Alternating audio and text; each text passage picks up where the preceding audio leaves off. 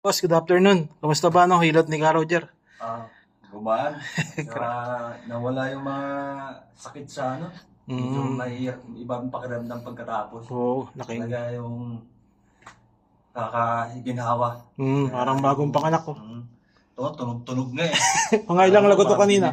yung ano, pag binabali, natatakot tayo. Medyo parang ang sarap eh, Oo, pagkatapos. salamat oh. Mga ilang lagotok. Ang dami, di ba? Lumilipat ganyan.